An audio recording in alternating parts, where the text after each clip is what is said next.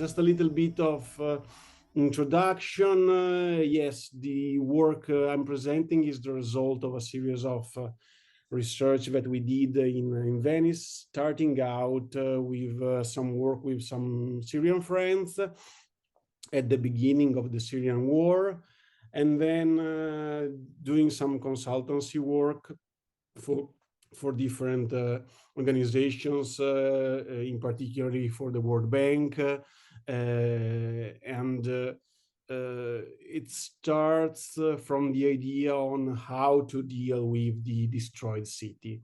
And normally, when dealing with this issue, let me see if this works. Okay. I'll normally start from here. It is a series of images. It's generated with artificial intelligence. It's a word. It's a possible word. It's a word in which things that are kind of strange can happen, where things that can give some anxiety, can give some frighten, and it is a vision of a series of occasions and of facts that could happen and that define a sort of condition. And the problem is that this condition is not another word, is not a fable as you will define, but it is our word, because these are all real images of things that really happened around the world in the last few years, and simply that we took the opening lines of some newspapers and we plugged them in the AI generator of images and got the vision of this word. That is, in fact, our word. Is a word that we try to define as under pressure. Pressure as a condition that defines the work that we do, and also the way in which we live in the last few years. And it is a word characterized by some challenges that have gone global, that have passed any possible border of cities, of countries, also of cultures, and that have become global. And I think the definition that better was able to trace this condition was given by this German thinker, this German philosopher, Ulrich Beck, that defines our world as the global risk society. And it's a concept where the whole concept of risk has broken any sort of border and has become something that is embedded in the life of everyone and each one of us. And in order to try to understand this concept of global risk society, we try to construct some early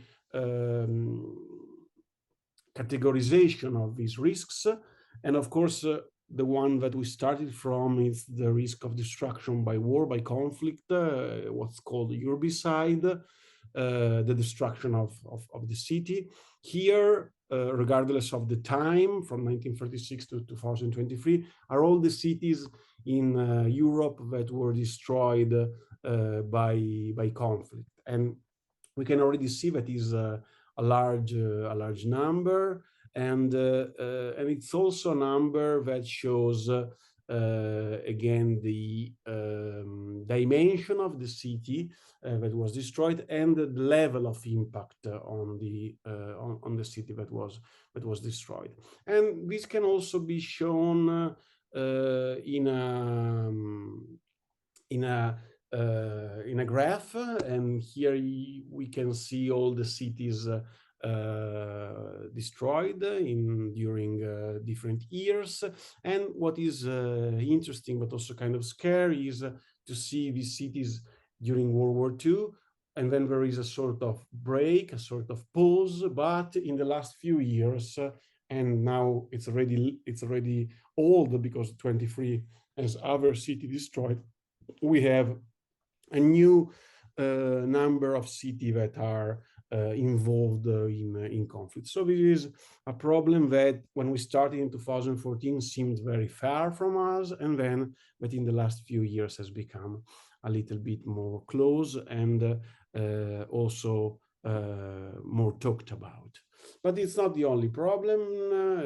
If we analyze these in terms of violence, of violent events, we kind of see a world in which, yes, there are some areas that are very prone to violence, but that violence is widespread in many parts of the world, in places where that we don't talk about, that we don't think about, that are involved in a condition in which violence becomes the norm of life, the regular condition of many lives.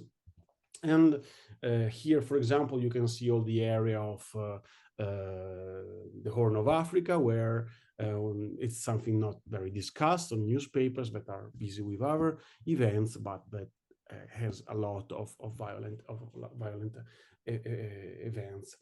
Another category is obviously the one of disasters, and disasters tend to destroy the cities a lot. Here you can see a sum of all the natural pressures that are applied on this part of the world, and the potential and real destruction that occurs. And of course, it can even happen that a big storm hits the Atlantic, and flight cannot flight, and the programs of one day or a longer period get changed. Another pressure that is something again that we less consider, but that is, I think, one of the bases of many of the things that happen, is the pressure of economic and social differences, is the pressure of inequality. And here we can see a part of the world where we are very used to think about as a very unequal part of the world, so it's Central and South America. But the interesting fact is that some parts of of USA, of the Western world, has the same level of inequality, has this what we call Gini coefficient, so the difference between the top 20% and the bottom 20% of a society in terms of income. And some parts of the US have same numbers when South America, and also some parts of Europe. So it is a world full of epochal problems, of huge problems, and that requires ideas, that requires new concepts, probably. And I'm an architect, and maybe most of you are architects. I think our work is to look at problems, but it's also, our work is also to try to find solutions. And so what we did with the book, what we're doing with our research, is try to define some solutions. And I'm not only an architect, but I'm also an Italian architect. And normally what Italian architects do when they start to look at solutions is to go back to history. It is part of our way of seeing the world, for better or for worse, I don't know. And so I went back to many places. One, of course, was Rotterdam, was the reconstruction of Rotterdam after World War II. What we did was using the mean of drawing as a system to try to understand the condition of reconstruction. And here you can see a map of pre-war Rotterdam, with in brown the parts that were destroyed, and in maroon the parts that remained. As you can see, there are a few. Here you can see the reconstruction, the end of this part of the city. And here you can see what can be defined as a transformation map, a map that we got from some work done by Leonardo Benevolo in his work for history books and urban studies. And it's the idea that the transformation of a city can be defined not only in terms of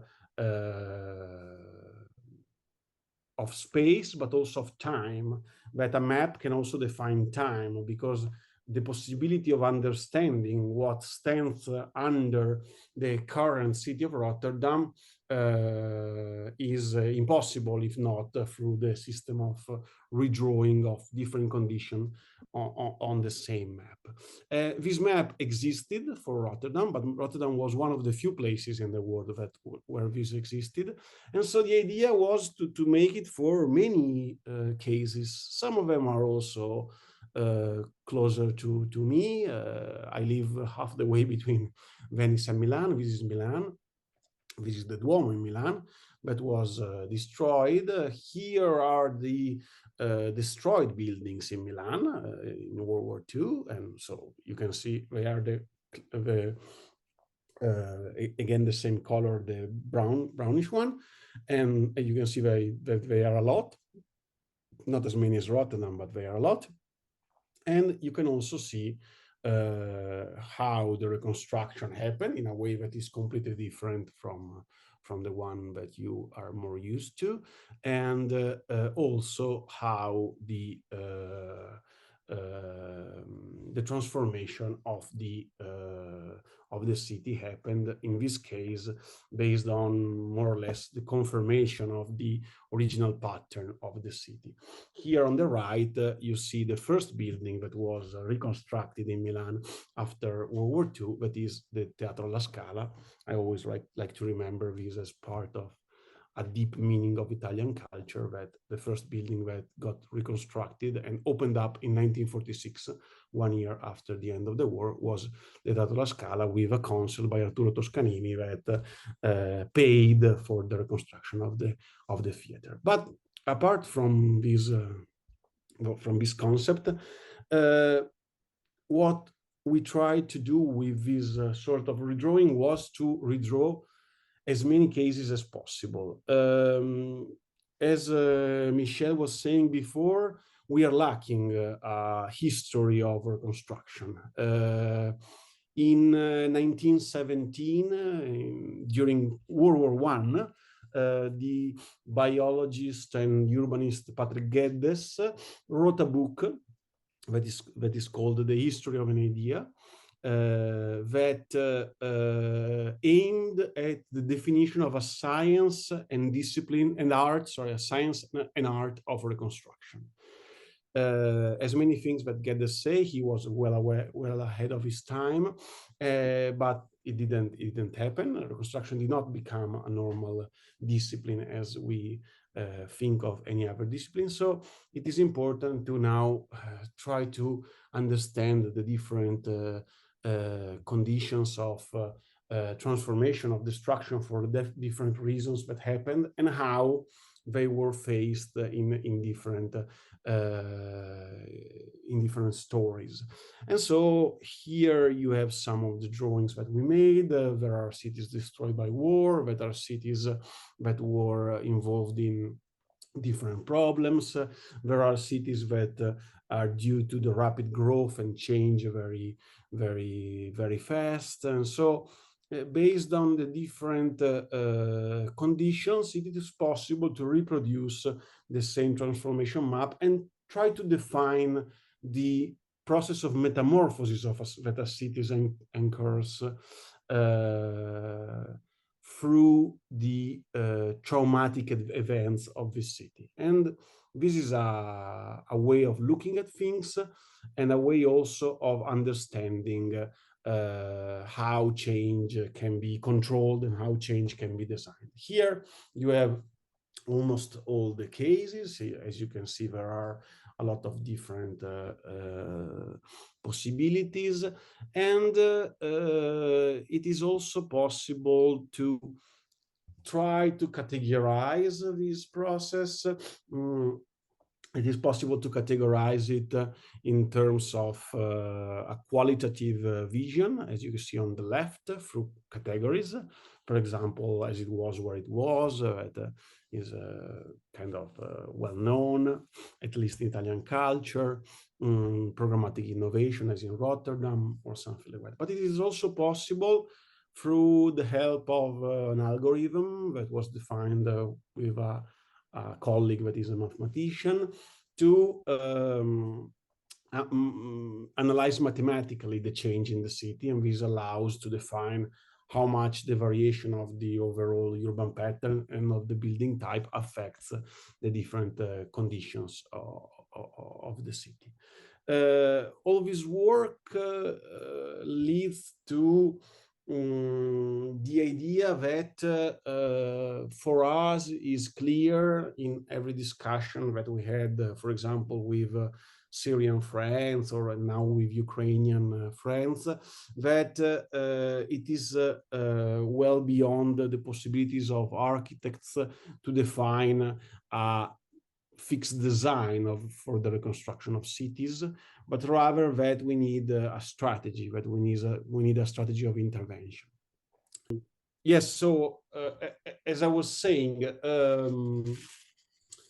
all this research on the historical framework that defines reconstruction is a research that also brings out the idea that the current conditions that we're living in, that I was talking in the beginning, are very different from many of the reconstruction operations that we are experienced to, that we used to see. And how does the reconstruction work? Jan Willem was talking about this earlier. Normally, reconstruction in traditionally in the post-war era, but also today, works in a top-down vision. There are institutions. The first one is the World Bank, that was born as the Reconstruction Bank, and it was the bank for the reconstruction of Europe. Operates with a huge amount of money that are given to huge companies, and these companies tend to work through different layers. One works with electrical elements, energy, water, schools, whatever. And this is obviously a way to start a process, but it's also a way that does not allow many occasions to arrive to a definition of a final process of reconstruction, of the full reconstruction of a city. Some parts always left out, and there are always some problems of coordination. And obviously, this is also a process that requires long times, that requires a huge amount of time and of resources, and that has many problems. The idea of the strategy that we proposed with this book and that we are working on is an opposite one, is the idea of a bottom-up strategy that starts from a smaller amount of financial help or financial aid, but given to smaller communities in a vision where the reconstruction can be done by what we can call cells, but we can call as elements. Jan Willem was showing some of these earlier, and I'm happy these sort of ideas are shared. Out of the idea that even to work on smaller elements allows a better coordination, but also to arrive to a kind of earlier solution. This is also due to the fact that we tend to hear a lot about reconstruction processes. We tend to hear this huge amount of money. 400 billion euros for the reconstruction of Ukraine was announced in one of the many meetings about the reconstruction. But we tend to not understand that given that the dimension of the financial movements, it is often the case that all this money goes to companies, to very large companies that are based normally in Western countries, and that tend to retake most of this money. So the fact is that the capacity to foster economic growth in a reconstruction environment, which is a basic moment in order to be able to make a real reconstruction that allows not only the city but also the society to restart, is complex, because what remains in the local area of this huge amount of money is in our calculation and in the data that we shared with the World Bank, between the 10 and 15%. So the chance of a new strategy is a strategy that allows to go up to 50-60% of this amount, and also in this way allows to really imagine an economic growth. We also have to look at the current city. We have to look at the city and how it works. We all know this. The city today, it's a city with a smaller or larger historical core, in pre-modern part of the city, and with quite common urban sprawl around the city. In some parts, as in the Netherlands, more organized, in other parts less organized. But regardless of that, this is a shared condition between many cities in the world, all of the cities in the world apparently. And the relationship between the historical part and the let's say post-industrial part is normally around, on average, 7% to 93%. And so it is also true that the destruction of cities today is a destruction that doesn't happen in historical cores, that doesn't happen in a consolidated part of the city, but that mostly happens in this huge part of the city that is around the historical core.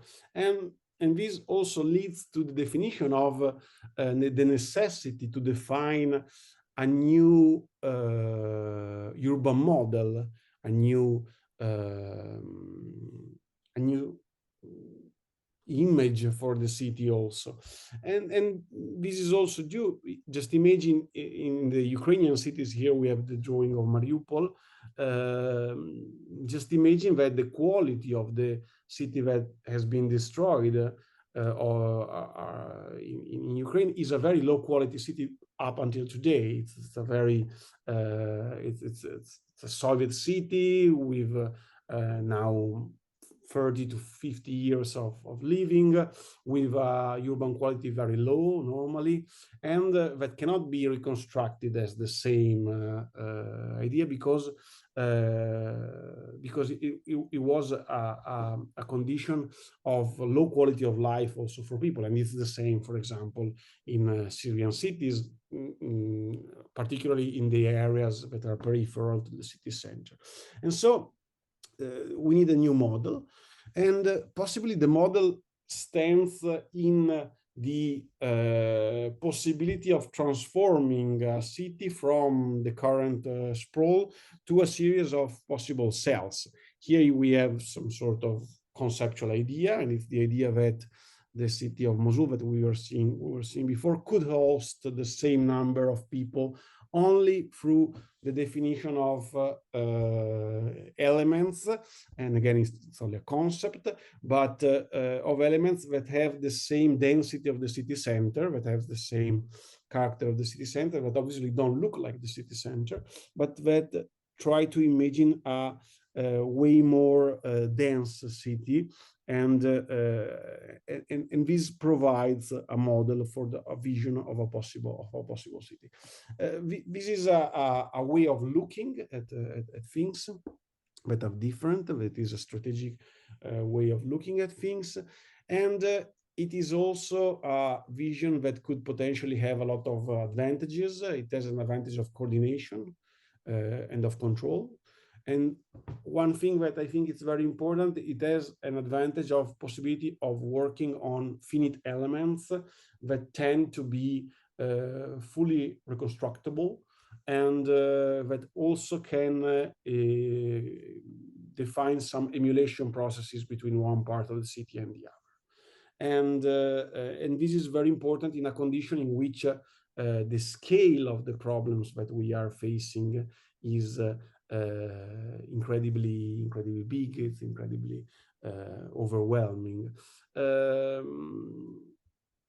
This inserts the concept of reconstruction, not only for wars, but also for different reasons, in the overall idea of sustainable transition, which is something that all of us are part of, and that is becoming part of our common lives. Again, here the idea is that many of the concepts that we probably would need for the future of the city can stay in the parts of the cities that have passed through time and arrived to us, that have been able to prove themselves in the passage of time. But it is also true that at the same time, reconstruction can become a great chance to reproduce a city with the latest possible technological advancements. But the transition that all the cities will incur will paradoxically be easier in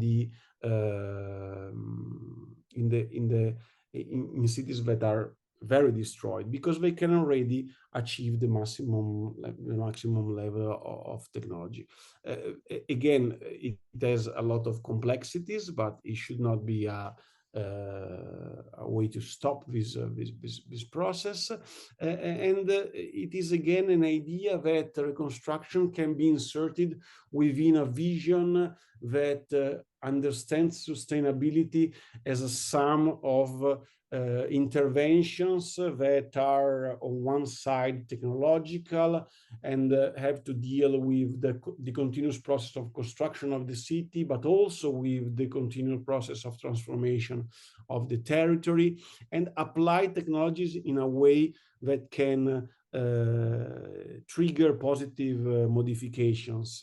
And again, the goal of the overall process is not only to reconstruct a city, but also to reconstruct or construct a series of possibilities for the inhabitants of the city, to construct a true economic environment, which is the base for the successful reconstruction of the city, and which is also one of the causes of the continuous recurrence of conflicts in many parts of the world, because reconstructions happen, but they're not triggering the definition of new economic purposes for the cities, and in this sense the conflicts tend to relapse, and we all know a lot of places that have this continuous relapse to conflict.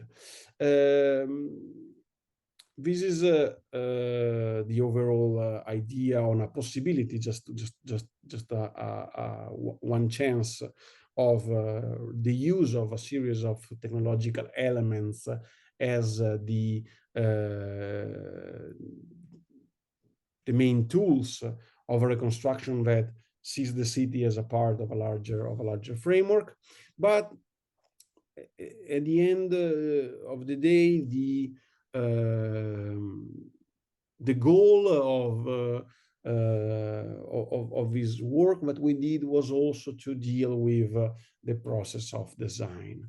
It is very clear that the current process of design are not able to provide solutions for problems such as the ones that we all see, for example, in Syria, in Ukraine, and so on.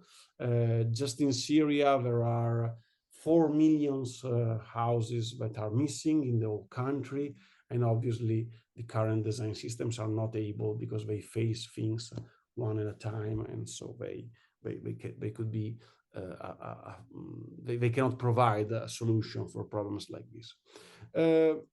In this sense, I think that the way in which we deal with the design has an example, and is an example that was defined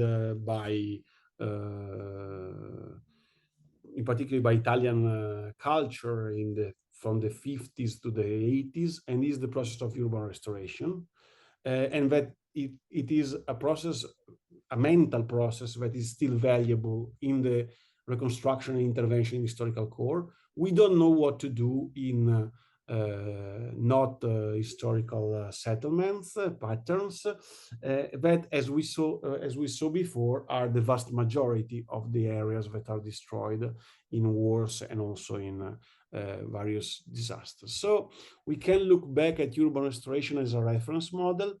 Urban restoration was born out of a fact that is today for us pretty clear, but that was very difficult to achieve. It is that the idea that the urban pattern of a city is one singular element to be conserved, not in terms of every single element that is within it, but in terms of a settlement principle that is the real goal of the conservation. And this was tested around the world in many different conditions, and it always provides a solution for any kind of problem that can occur in a city. And here you can see a lot of examples. It's also not only a conceptual idea, but also has practical tools. It is a tool where the use of four maps, the map of the building type, the map of the uses, the map of the level of preservation, and the map of, let's say, the prescriptions that can be applied, are always capable of identifying and controlling the process of transformation within an historical core. When things can change, they can be different in different conditions, but they are transcultural. They can be applied anyway. And this is still valuable today. It was an idea that was developed by Italian thinkers in the 50s and 60s, but it is also an idea that was applied by UNESCO and the Council of Europe. So it was used all over the world, and still today is something that is valuable in many parts of the world. And the design process becomes the definition of this table that you see on the left, that simply puts together the building types, the level of destruction or of ruin of the different parts, and defines the possibility of uses and the possibilities of intervention. From total reconstruction with a new element to total conservation and everything that is in the middle. In this way, the design is not the design of the whole city as a single drawing, but is the design of a system that will allow 1,000 architects, as many architects as possible, to operate within a single framework, and so operate with singular elements that can be very different one from the other, but that are cohesive in a vision of the city. This type of intervention strategy still works today for the destruction of historical core, but again, we need another idea for non-historical core that are the vast majority of destruction. And what we try to define and what we try to explain with this book, and it's kind of the heart of the book, is the idea of a system that we call urban triggers. That is a system that is made up of mainly two elements, and a system of what we can call backbones. So a system that is that sets the rules of the definition of reconstructed city without immediately defining a closed element. It's an open system of design, and a system of what we can define as induced design. So an answer to this first element that can be done by different people, that can be done in longer time, but that at the same time kind of follows an overall guidance. And the backbones can be many different things. They can be the use of different street paths, they can be structural techniques, they can be plots and property system, and they can be public elements. But the central element is the idea that all of these categories should be thought by the designer as not as a closed system, not as a closed idea, but as something that again triggers a positive modification of the city. This is something that I think it's a humble vision of architecture, the idea that architecture cannot solve problems all by itself, but that can be something at the service of a larger purpose of a reconstruction of the city that doesn't happen from one moment to the other, but that must happen in a longer framework with a control system. And again, the answer to these, the processes that follow these, are how the overall application of these implicit or explicit rules can define a second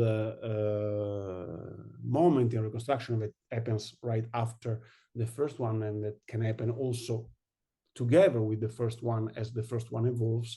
That is the sum of the myriad, the huge number of single intervention that will actually allow for a city to be fully reconstructed. And this is a new system that I think is possible to test and apply, and that can define something that we can call growing evolutionary mechanism. So it's the idea that once you set a series of rules, as the one on the left, that are open rules, as open as they can, that are not necessarily fixed, but they can operate in different ways. You can then imagine a city that does not necessarily have one defined solution, as in the modernist vision of the city, but that it is simply a city that does not have an infinite level of possibility, but a finite set within a series of rules. Here are some examples of setting different rules, and through an algorithm try to understand what kind of city or what kind of pattern they tend to generate, and here from the same rules the patterns that they generate.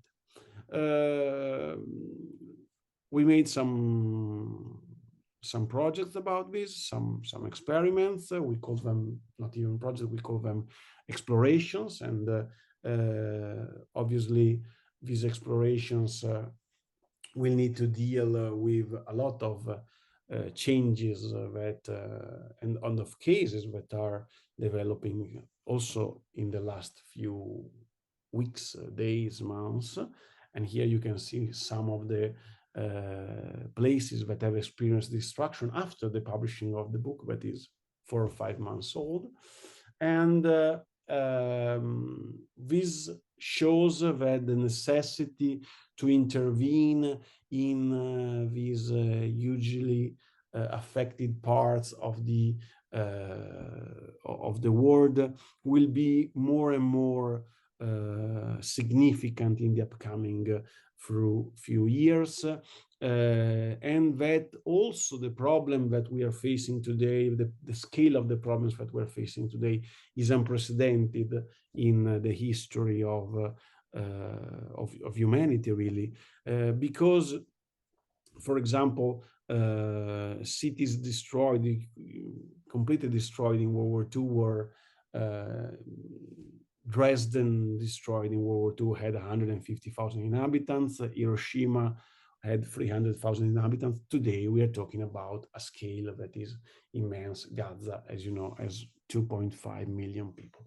Here, there are some examples that are just some exercises that we try to do. And here is some ideas here again in Mosul, about how to intervene with this kind of technique on the destroyed urban pattern of the city that we see here.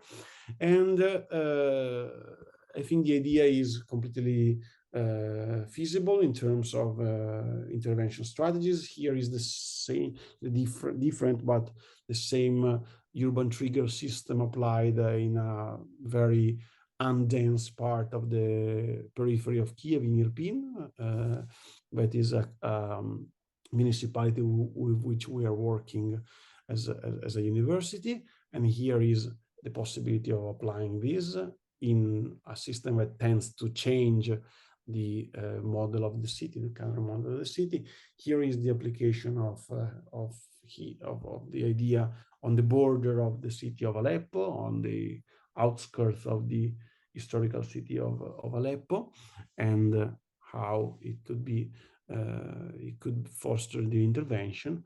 And these are a series of possible examples. And the overall idea is that strategies are possible, so that ideas can be applied to reconstruction, and at the same time that we need new ideas, that we need new possibilities, because the current answers to many of these problems are not sufficient to provide possible living condition for the many people that have been involved, are involved right now, and will be involved in the future. And thanks a lot.